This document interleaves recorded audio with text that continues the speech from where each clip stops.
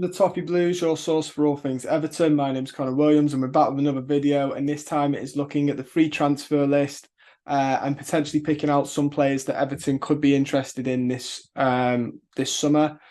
Obviously, like in all clubs, the free transfer list can be an absolute diamond mine to find players in. And this year seems to have a really great pool of talent. You've got David De Gea still in it, Sergio Ramos, Luka Modric, I think this year a free agent. We won't be going, I don't think Everton are in for any of the aforementioned names, but there are players there that I think Everton will, I wouldn't be surprised if Everton looked at. This isn't who I think Everton should look at. This is players that we've picked that we have had links with before. So wouldn't be surprised if the club went in for them again. First one is Callum O'Hara or O'Hare. I'm not too sure which one that is, from Coventry, who is also linked to Sheffield United this summer quite heavily and was briefly linked with us last season. He does predominantly play behind the striker in the attacking mid role. Possibly the Decore role would fit him, but as we've got Ndiaye now, I'm not too sure if we'd go in for him. He's a good passer, good at high pressing, which suits that role well. His ball control is a little bit of a weakness. He played, I think it was something like 31 games in the Championship last season, 18 started, 57 minutes per game. Got 6 goals with an XG of 4, so he's overperformed there. Missed 4 big chances, got 3 assists with an expected assist of 2.41. So overperforming there as well. 4 big chances created, 1.2 key passes per 90, which is incredibly good.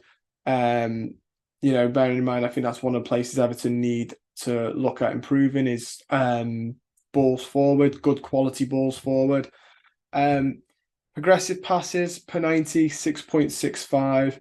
Progressive carries per 90 is 2.71 for last season.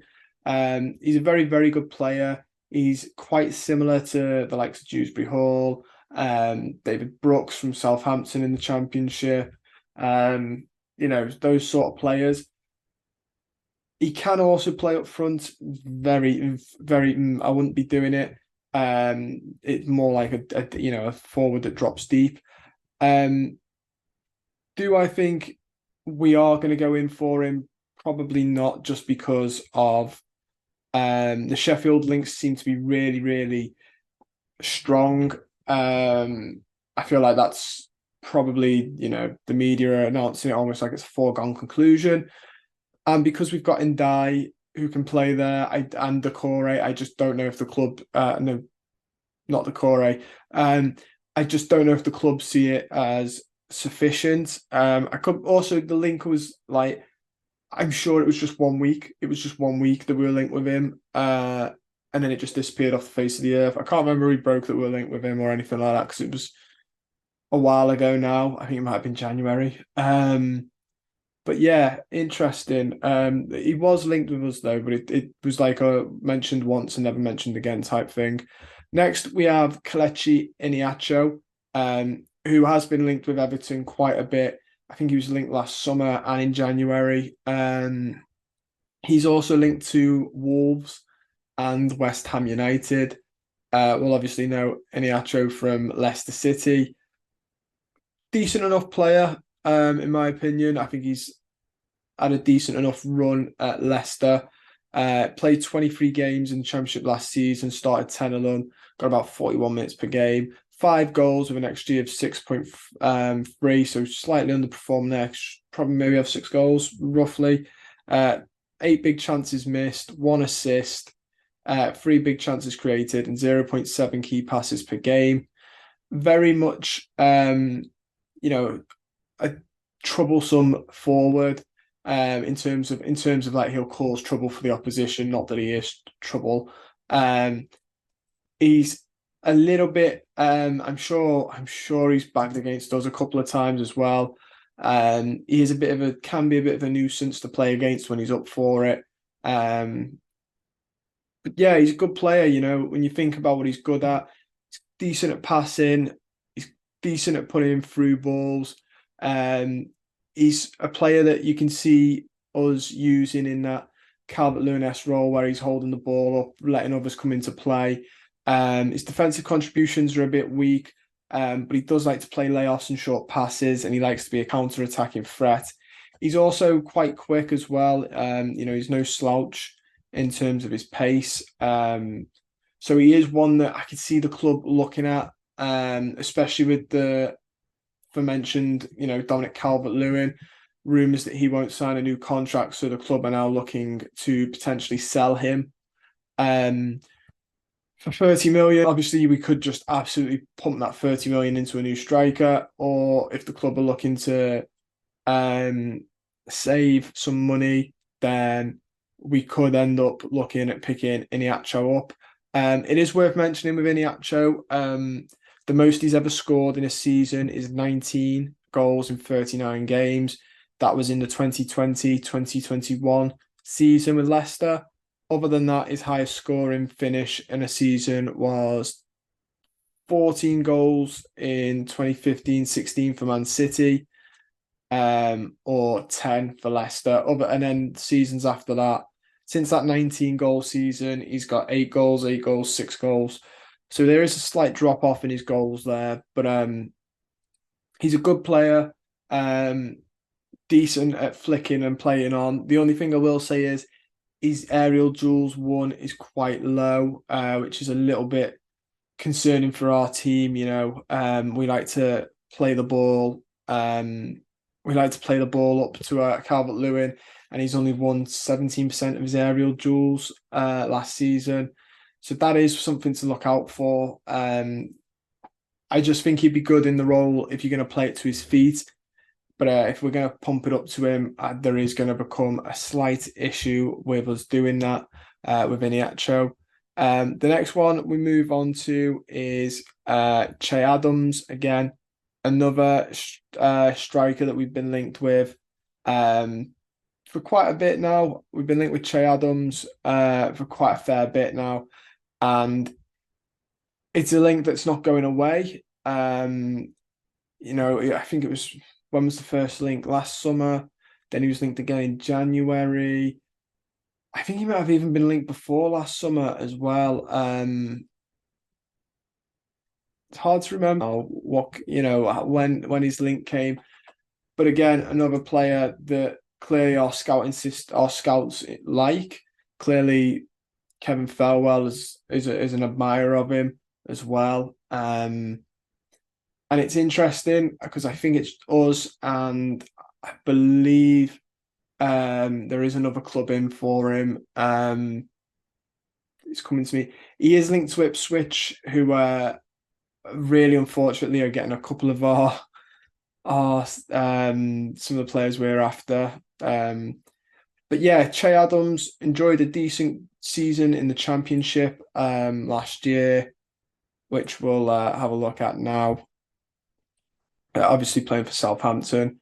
He played 40 games, 25 of them he started, got about 58 minutes per game, 16 goals off an XG of 13.79. So really, really good goal scoring record in the Championship. Missed 11 big chances, gets 2 shots per game, and 0.4 goals per game. He's got 4 assists as well, which isn't bad. 7 big chances created and 0.8 key passes per game. In terms of aerial duels, he has won 38% of them. So still not great compared to Dominic Calvert-Lewin. But he is a good second sort of striker. If Calvert-Lewin was to stay and we played both of them, it could work. He likes to play the ball off the ground.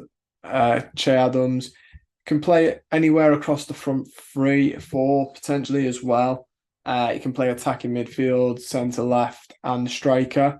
So there is that versatility that can be quite useful, especially as Sean Dyche's taken on this 4-4-1-1, 4-2-3-1, whatever you want to call it. But yeah, really solid season for him last year in the Championship.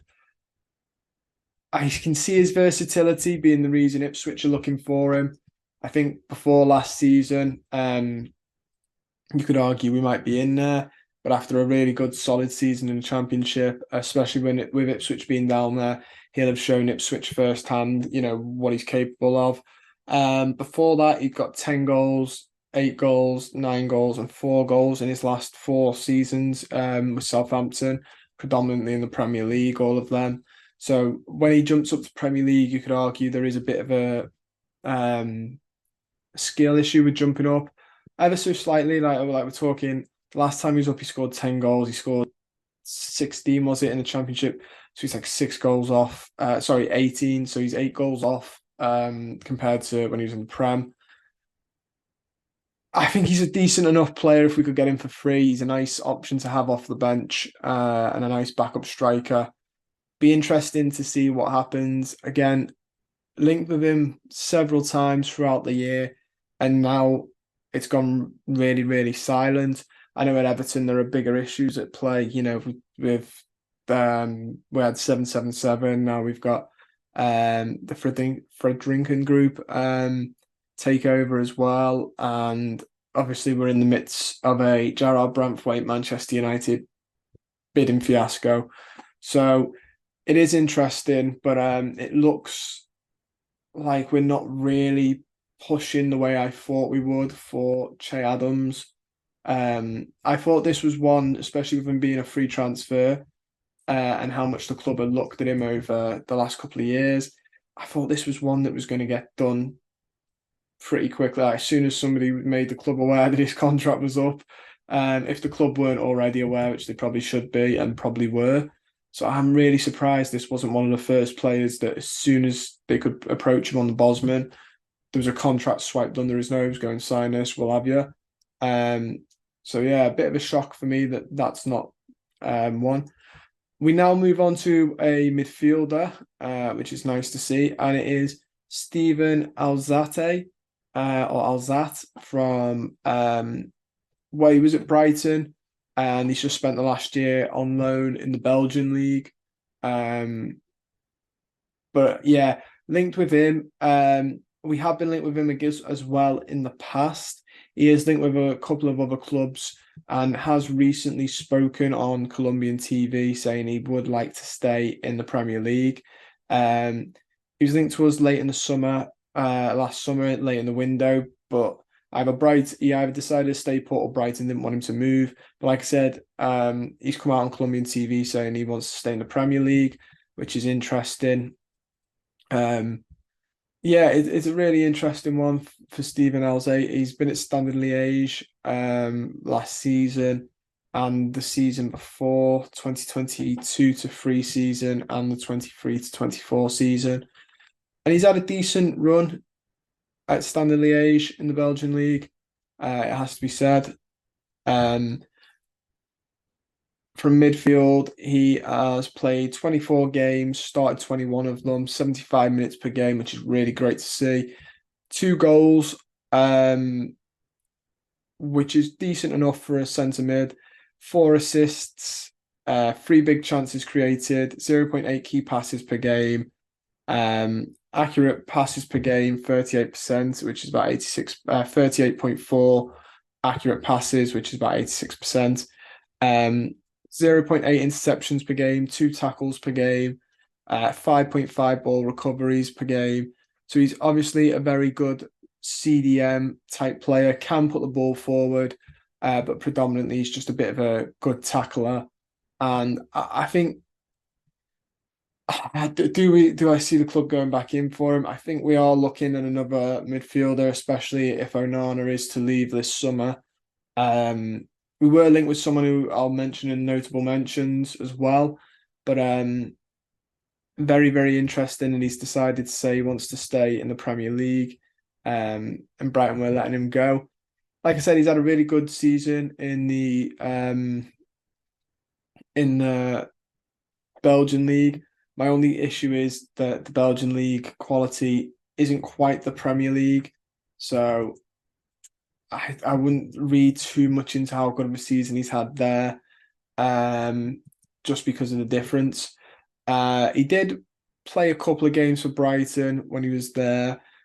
The most games he got is 21. Then over then, it wasn't like I don't think he got a fair run out at Brighton. I don't think he impressed enough or to get a fair run out there. So I'm not surprised Brighton have let him go because they clearly, just for whatever reason, weren't intending on playing him as much as he'd like to be played.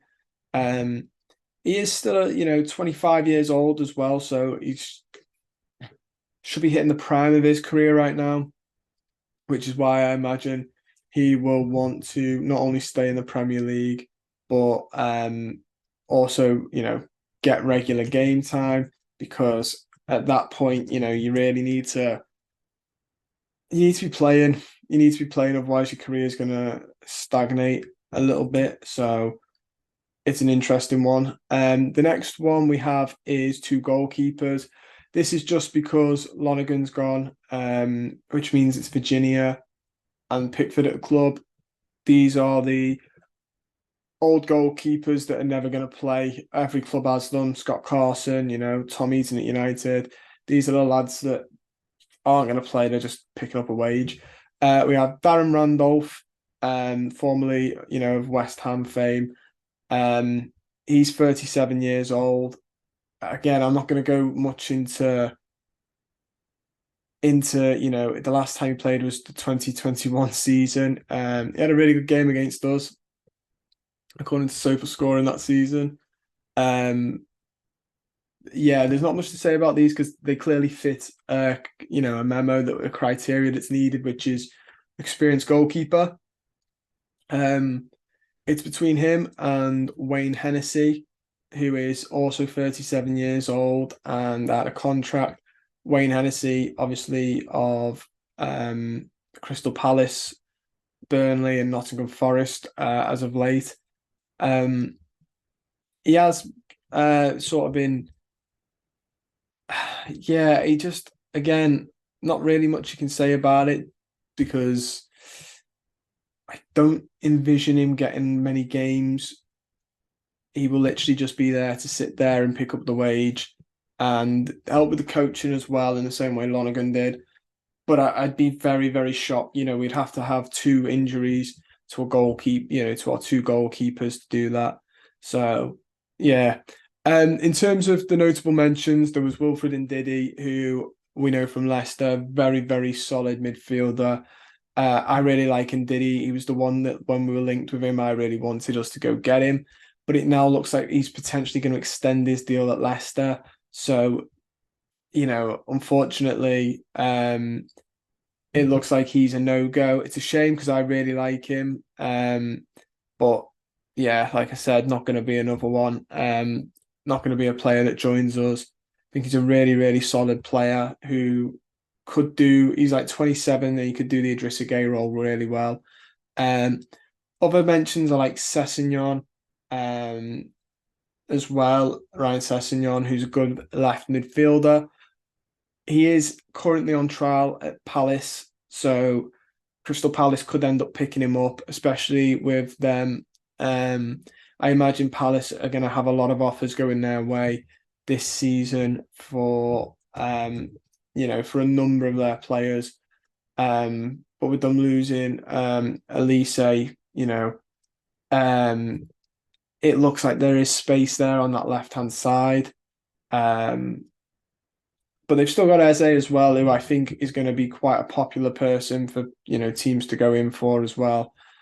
It could be a really, really tough window for Palace, but Sessegnon looks like he potentially could be one of the replacements. Um, we also saw on the list the likes of Daniel Jebison, who again was linked with us. He scored his first ever goal against us in his debut, but he's just signed for Bournemouth, so that's a no-go. So there are not honourable mentions. To be honest, out of all three of them, the only one I'd really, really want is Wilfred Ndidi, which learned a long time ago. If you really want a player that Everton are linked with and you really like them, don't get too excited because it's almost never going to happen. I can't remember the last time I really was excited for us to get a player and we got him. Um, Maybe Richarlison when we got him. Maybe before that it was Lukaku that we'd obviously got on loan. I was buzzing when we got him on a permanent deal. But yeah, I'm digressing now. That's all we got time for. Don't forget to like the video, subscribe to the channel if you're not already, and comment down below your thoughts. Which of these free transfers do you think we should go for? Look forward to reading them. See you soon.